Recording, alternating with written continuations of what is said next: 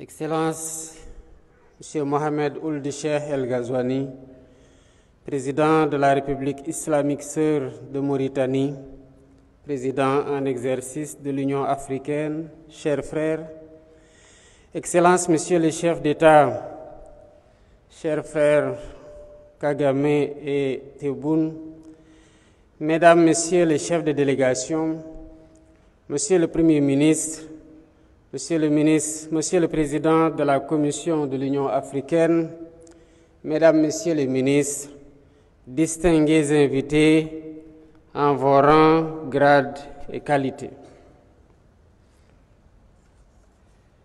Mesdames, Messieurs, je tiens d'abord à remercier mon frère, le Président Ghazouani, pour son invitation à cette rencontre et les dispositions habituelles qu'il a bien voulu faire prendre pour faciliter notre séjour ici.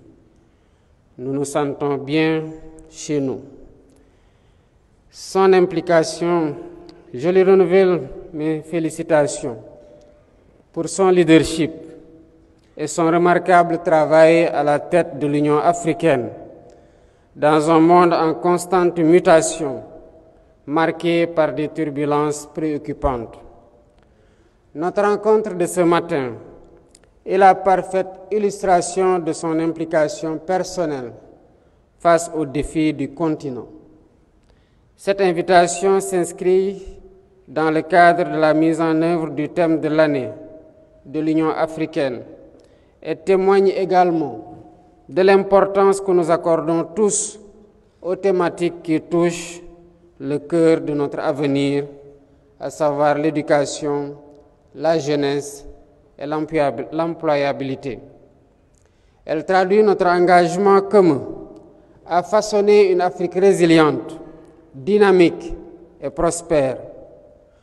Nos jeunes, qui représentent plus de 60% de notre population, ne sont pas seulement l'avenir de notre continent, ils sont notre présent. Leur éducation, leur formation et leur intégration économique doivent être nos priorités absolues. Je salue à ce propos les efforts de l'Union africaine, dont ceux du comité des 10 chefs d'État et de gouvernement, et du président de la Commission, le frère Moussa Faki Mohamed, avec ses équipes, pour promouvoir l'éducation, la science et la technologie, en vue d'atteindre les objectifs de développement durable et d'accélérer la mise en œuvre de l'agenda 2063. Excellences, Mesdames et Messieurs, nous mobiliser pour l'éducation, c'est investir pour l'éveil des consciences, la formation aux compétences et le progrès. C'est également contribuer à forger la capacité de discernement qui rend moins vulnérable à la manipulation et aux influences. C'est ériger le savoir-faire et le savoir-être en rempart contre l'ignorance et l'obscurantisme.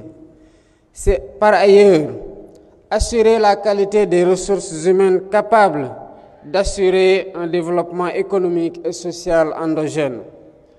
Au Sénégal, nous avons fait le choix d'investir massivement dans une éducation inclusive et de qualité.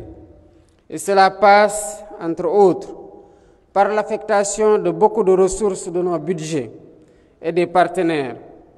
Cela passe par l'accès à tous à une éducation de qualité, en particulier pour les jeunes filles et les communautés rurales, afin de briser les cycles de pauvreté.